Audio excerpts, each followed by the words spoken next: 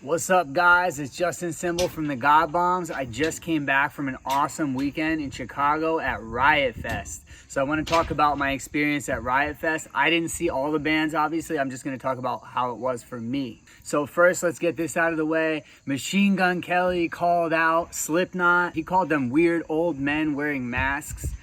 I was there in the front row watching Machine Gun Kelly because I was curious to see what his new era of his pop punk transformation would sound like live. When he called out Slipknot on stage, I thought it was another obvious move for publicity. It felt very pre-scripted when I heard it. I was like, whoa, that's pretty over the top. And it's not the kind of thing that someone would just say casually. So clearly he formed some kind of plan to get publicity out of this feud with Slipknot. So I think a lot of people are playing into this and it's pretty silly.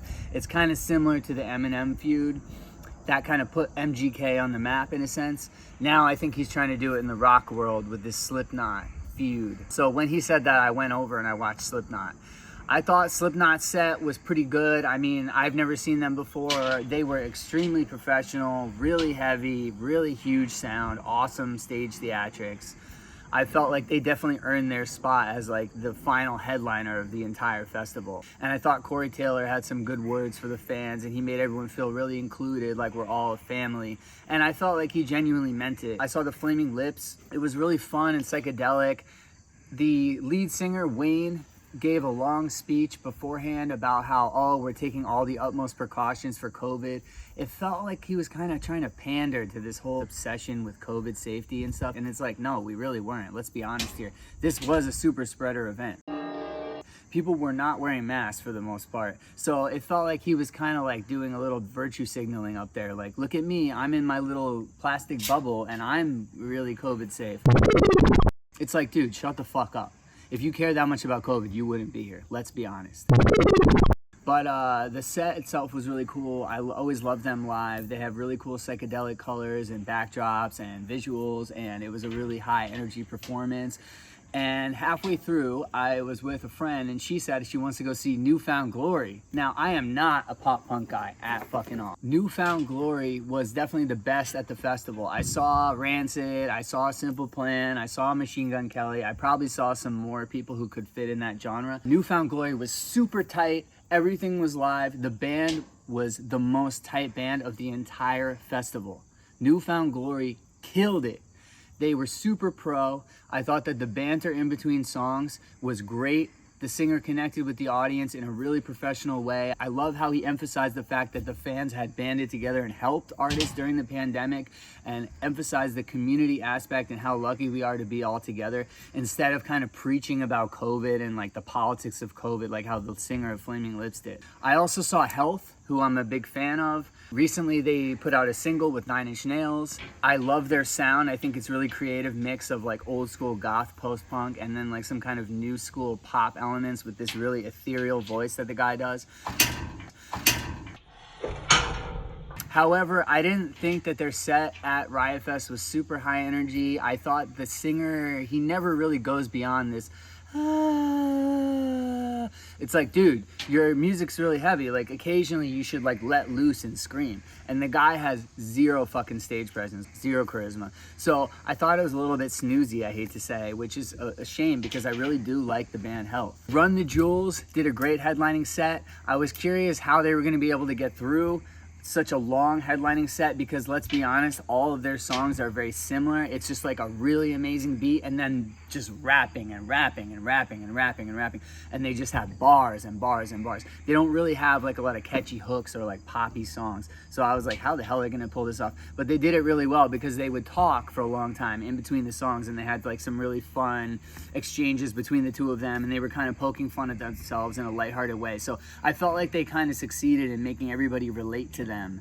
And that was probably gonna be their biggest hurdle at a festival where it was mostly a rock festival and they were one of the few hip hop acts. They had great lighting, great sound, and it was just a big production and it felt like a big headliner. Now let's talk about my favorite performance of the entire festival. And the reason I was there was to see Smashing Pumpkins. I'm a huge Smashing Pumpkins fan. When I sang my song Purgatory and I said the killer in me is the killer in you, that's obviously a reference to Billy Corgan's line from the song Disarm. I'm a huge fanboy of Smashing Pumpkins. I've covered some of this stuff on my channel. and I was so looking forward to seeing their set at RiotFest because I was into their new album, Seer, which we did review on this channel, and I wanted to see what those songs would sound like live, and I was curious to see what else they would play live because they have such a sprawling catalog of music. And Billy is never one to be afraid to play random songs from like deep cuts in the catalog. So I was pretty surprised in a good way when it turned out that they did play a lot of their hits and they played a lot of their new music, and it was a perfect blend of songs. The weather was amazing. I took some shrooms and I was like so excited for them to come on. I waited for an hour before they came on. It started raining and I just took my shirt off and I let it rain on me. It was fucking beautiful.